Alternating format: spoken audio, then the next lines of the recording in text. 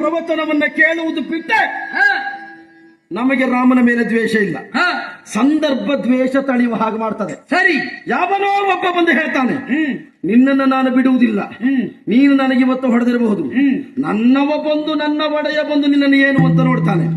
ಇವನಿಗೆ ಆ ಒಡೆಯನ ಮೇಲೆ ಏನಾದ್ರೂ ಬೇಸರ ಉಂಟಾ, ಸಿಟ್ಟುಂಟಾ? ಇಲ್ಲ, ಏನೂ ಇಲ್ಲ. ಇವ ಬಂದುಕೊಂಡು ಹೇಳುದು ನೋಡಿ ಅವ ಕೇಳ್ತಾನೆ, ನಿನ್ನ ಒಡೆಯ ದೊಡ್ಡ ಸಂಗತಿ ಅಂತದ್ದು ನಾನು ನೋಡ್ತೇನೆ ಅಂತ. ಈಗ ಆದದ್ದು ಇಷ್ಟೇ. ಯಾಕೆ ಗೊತ್ತಾ? ಇದುವರೆಗೆ ರಾಮನನ್ನು ದೂಷಿಸಿದಂತಹ ಇತಿಹಾಸ ನಿನಗೆಲ್ಲಾದ್ರೂ ಜ್ಯೋತಿರ್ವೇದದಲ್ಲಿ ಕೇಳಿದ್ದೀಯಾ? ಇಲ್ಲ. ಇದುವರೆಗೆ ನಾವು ರಾಮನನ್ನು ದೂಷಿಸಿದ್ದೇವಾ? ಇಲ್ಲ. ನಾವು ಮಲೆತು ನಿಮ್ಮ ಅಯೋಧ್ಯೆಯ ಮೇಲೆ ದಾಳಿ ಇಟ್ಟಿದ್ದೇವಾ? ನಾ ಹಿಂದೆ ಮೊದಲು ಬರುವುದರಿಂದ ನನಗೆ ಗೊತ್ತಾಗಲಿಲ್ಲ. ಇದುವರೆಗೆ ಎಲ್ಲೋ ಹೋಗುತ್ತಿದ್ದಂತ ಅಶ್ವವನ್ನು ನಾವು ಕದ್ದು ತಂದು ಇಟ್ಟುಕೊಂಡದ್ದ?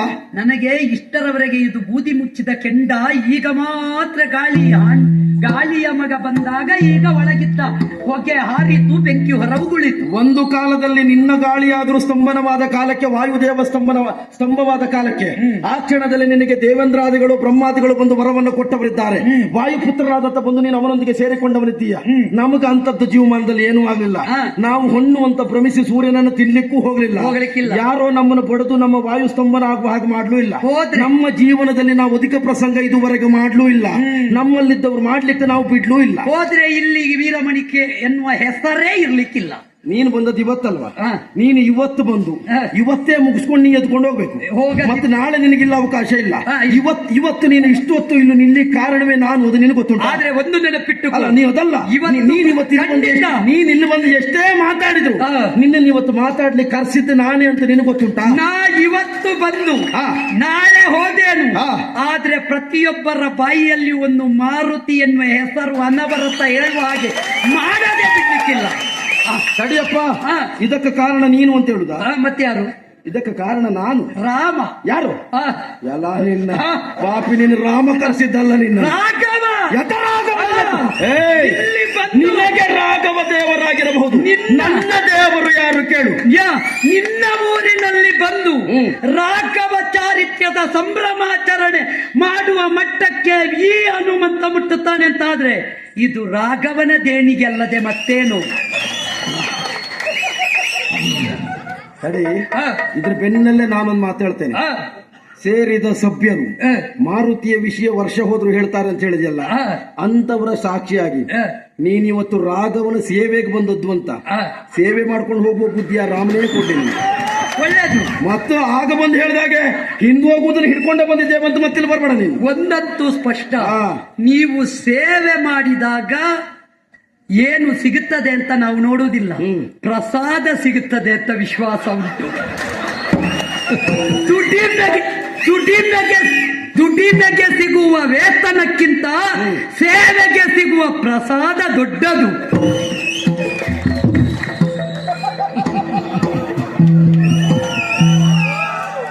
ಜಾಂಬವಲ್ಲ, ನಿಜವಾದ ಜಾಂಬವ ಇವ. ಹೀಗೇ ಹೇಳಿಕೊಂಡು ಇಷ್ಟು ವರ್ಷ ಕಾಲ ಕಳೆದು ಬಿಟ್ಟಿಯಲ್ಲ. ಎದುರಿಗಿದ್ದವ್ರಿಗೆ ಮಾತಾಡ್ಲಿಕ್ಕೆ ಬಿಡದೆ ಅಯೋಧ್ಯೆ ದೀಪ ನಿಮ್ಮದ್ದೇ ಅಲ್ವಾ? ನಮ್ಮದ್ದೇ. ಮತ್ತಿನ ಕೇಳುದು ಬೇಡ, ತಪ್ಪು ನಿನ್ನದ್ದಲ್ಲ. ಇಷ್ಟು ಹೊತ್ತು ನಿನ್ನನ್ನು ಮಾತಾಡ್ಲಿಕ್ಕೆ ಬಿಟ್ಟದ್ದು ನಮ್ಮ ತಪ್ಪು. ಅಯೋಧ್ಯೆಯ ದೀಪದ ಬೆಳಕಿನಲ್ಲಿ ಸಾಗಿ ಹೋದವ ನೀನಿದ್ದೀಯ, ತೊಂದರೆ ಇಲ್ಲ. ಅಯ್ಯೋ, ನಿನಗೆ ರಾಮದೇವನಿರಬಹುದು, ನಮ್ಮದು ಆಕ್ಷೇಪ ಇಲ್ಲ, ಅದು ನಿನ್ನ ನಂಬಿಕೆ. ನಾನು ನಂಬಿದ್ದು ದೇವರು ಅಂತ ಯಾರನ್ನು ಗೊತ್ತಾ? ಕಡೆಯ ದಿಕ್ಕಿನ ಒಡೆಯನಾದಂತಹ ಪರಮೇಶ್ವರನ. ಜಗದ ಮಾತಾ ಪಿತರವು ಒಂದೇ ಪಾರ್ವತಿ ಪರಮೇಶ್ವರ. ಈ ಪಾಣಿಪೀಠ ಅಂತ ಹೇಳಿದ್ರೆ ಪ್ರಕೃತಿಯ ಸ್ವರೂಪವಾದಂತಹ ಪಾರ್ವತಿ ದೇವಿ, ಅದರ ಮೇಲಿರುವಂತಹ ಲಿಂಗ ಅಂತ ಹೇಳಿದ್ರೆ ಪರಮೇಶ್ವರ ಅಂತ ತಿಳಿದವ ನಾನಿದ್ದೇನೆ. ಇದೇ ರಾವಣೇಶ್ವರ ಲೋಕಮುಖದಲ್ಲಿ ಅದೆಷ್ಟು ಅನ್ಯಾಯವನ್ನು ಮಾಡಿದ್ರು ಕೂಡ ಬ್ರಹ್ಮಕುಲದಲ್ಲಿ ಜನಿಸಿ ಕಂಡೂಮುನಿಂದ ಬಂದಂತಹ ತಾಂಡವಕ್ಕೆ ಸ್ತೋತ್ರವನ್ನು ಬರೆದವ ಯಾರು ಕೇಳಿದ್ರೆ ಅದು ರಾವಣೇಶ್ವರ. ಜಟಾಕಟಾಹ ಸಂಭ್ರಮಭ್ರ ಮನ್ನಿರ್ಲಿಂಪ ನೀರ್ಜರಿ ವಿಲೋಲ ವೀಚಿ ವಲ್ಲರಿ ವಿರಾಜಮಾರ ಮೂರ್ಧನಿ ತಗಜ್ವಲಲ್ಲಾಟ ಪಟ್ಟ ಪಾವಕೆ ಕಿಶೋರ ಚಂದ್ರಶೇಖರಿ ರತಿ ಪ್ರತಿಕ್ಷಣ ಮಮ ಅದ್ವೈತ ಭಾಸ್ಕರ ಅರ್ಧನಾರೀಶ್ವರ ಸದಶರದ ಯಂಗಮ ಚತುರ್ದತಿ ಸಂಗಮ ಪಂಚಭೂತಾತ್ಮಕ ಷಟ್ಶತ್ರುನ ವಿನಾಶಕ ಸಪ್ತ ಸುರೇಶ್ವರ ಅಷ್ಟ ಸಿದ್ದೇಶ್ವರ ನವರಸ ಮನೋಹರ ದಶದಿಶಾಸು ವಿಮಲ ಮೇಘ ದಶೋಜ್ವಲ ಮೇಘನಾಥೇಶ್ವರ ಪ್ರಸ್ತುತಿವ ಶಂಕರ ಪ್ರಣತಜನ ಕಿಂಕರ ಈಶ ಸುರೇಶ ನರೇಶ ಪರೇಶ ಗೌರೀಶ ನಟೇಶ ಭೂತೇಶ ಎನ್ನುವುದಾಗಿ ಲೋಕಮುಖದಲ್ಲಿ ಕೊಂಡಾಡುವಂತ ನಾವು ಪರಶಿವನನ್ನ ದೇವರು ಅಂತ ಒಪ್ಪಿದವರಿದ್ದೇವೆ. ಯಾವ ಕಾಲಕ್ಕೂ ಈಗ ರಾಮನೋ ಈಶ್ವರನೋ ಎನ್ನುವ ಪ್ರಶ್ನೆಗೆ ಉತ್ತರ ಧನುಷ್ಕೋಡಿಯಲ್ಲಿ ರಾಮೇಶ್ವರ ಉಂಟು. ನಮ್ದು ಅದ್ರ ಬಗ್ಗೆ ಆಕ್ಷೇಪ ಇಲ್ಲ. ನೀನು ಬಂದದ್ದು ಯಾಕೆ ಹೇಳಿ? ತರಣಿ ವಂಶ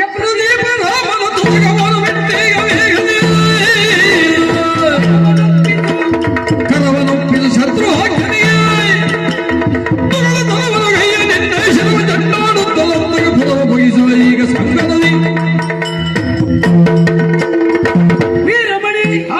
ನಿನಗೂ ಈಶ್ವರ ದೇವರು, ನನಗೆ ರಾಮದೇವರು. ದೇವರ ಹೆಸರಿನಲ್ಲಿ ಜಗಳ ಬೇಡ.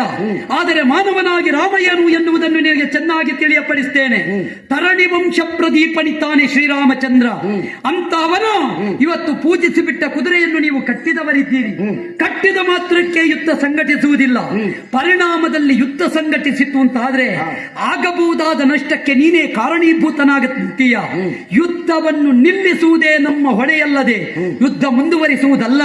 ಯುದ್ಧ ನಿಲ್ಲಿಸುವುದಕ್ಕೆ ಬಂದಿದ್ದೇವೆ ಎನ್ನುವುದರ ಅರ್ಥ ನಾವು ದುರ್ಬಲರು ಅಂತಲ್ಲ. ನಾವು ಪ್ರಪಂಚಕ್ಕೆ ಶಾಂತಿಯನ್ನು ಸಾರುತ್ತೇವೆ. ಹಾಗೆಂದು ನಮ್ಮ ಮೇಲೆ ಕ್ರಾಂತಿಯನ್ನು ಉಂಟು ಮಾಡಿದವರನ್ನು ಬದುಕಿನಲ್ಲಿ ಅವರಿಗೆ ಶಾಂತಿಯೇ ಆಗುವ ಹಾಗೆ ಮಾಡುತ್ತೇವೆ.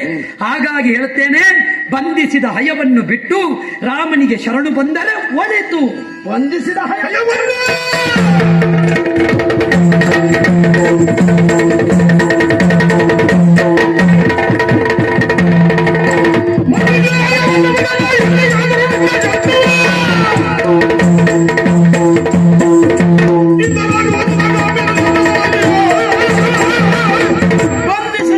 ಬಿಟ್ಟದ್ದೇ ಹೌದು ಅಂತಾದ್ರೆ ನಮಗೆ ಶಾಂತಿ ಸಿಗ್ತದೋ ಇಲ್ವೋ?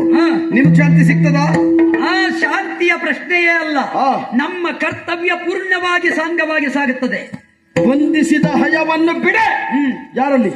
ಆ ಕುದುರೆಯನ್ನ ತಕೊಂಡೋಗಿ ನಮ್ಮ ಲಾಯದಲ್ಲಿ ಕಟ್ಟಿ ಕುದುರೆಯನ್ನ ಬಿಡುವುದಿಲ್ಲ ಅಂತಾದ್ರೆ ಮಾಡುವುದೇನ?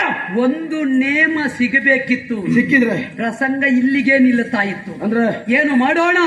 ತಾರತಿಹೆ ನೇಮವನು ಒಂದು ವೇಳೆ ನೇಮ ತಕ್ಕೊಂಡು ಬಂದ್ರೆ ಒಬ್ಬ ಮಾರುತಿ ನಿಮ್ಮ ಸರ್ವನಾಶಕ್ಕೆ ಸಾಕು. ನೇಮ ತಕೊಂಡು ಬಂದಿದ್ರೆ ಏನ್ ಮಾಡ್ತೀಯ? ನಿಮ್ಮೆಲ್ಲರನ್ನು ಕುಟ್ಟಿ ಕೆರಗಿ ಮತ್ತೆ ವೀರಮಣಿ ನಿನ್ನ ನಾಲಗೆಯಲ್ಲಿ ರಾಮ ಭಜನೆ ಮಾಡಿಸ್ತಾ 10,000 ಮಂದಿ ರಕ್ಕಸರನ್ನ ಕೊಟ್ಟಿಕೊಂಡವ ನೀನಂತೆ. ಬರ ಇವತ್ತು ಬಾ ನೋಡುವ. ಈಗ ಬರುವುದಲ್ಲ, ನೇಮ ತಕ್ಕೊಂಡು ಬರ್ತೇನೆ. ನೀನು ಲಂಕೆಗೆ ಹೋಗುವಾಗ ನೇಮ ತಕೊಂಡು ಹೋಗಿದ್ದೀಯ? ರಾಮನ ನೇಮ. ಏನು ನೇಮ ತಕೊಂಡು ಹೋಗಿದ್ದೀಯ? ಸೀತೆಯನ್ನು ಅನ್ವೇಷಿಸಿ ಬರುತ್ತೇನೆ. ಲಂಕಾದಾನ ಮಾಡ್ತೇನೆ ಅಂತ ತಕೊಂಡು ಹೋಗಿದ್ದೀಯ? ಅದು ನನ್ನ ಸ್ವಂತಿಕೆ. ನಿನಗೆ ಬೇಕಾದಲ್ಲೆಲ್ಲ ನೇಮ, ಬೇಡದೇ ಇದ್ರೆ ಸ್ವಂತಿಕೆ. ಇಲ್ಲಿ ಇವತ್ತೊಂದು ಕೆಲಸ ಮಾಡು. ನೀನು ನೇಮ ತಕೊಂಡು ಬಂದದಕ್ಕೆ ಇಷ್ಟೊತ್ತು ಮಾತಾಡಿದ್ಯಲ್ಲ, ಇವತ್ತು ಸ್ವಂತಿಕೆಯಲ್ಲಿ ಹೋರಾಟ ಮಾಡೋಣ ಬಾ. ನಿನಗೆಲ್ಲ ಮರ್ಯಾದೆ. ಒಳಗಿದ್ದಾರಲ್ಲ ಯಜಮಾನ್ರು, ಪಾಪಿ ಮಕ್ಕಳ,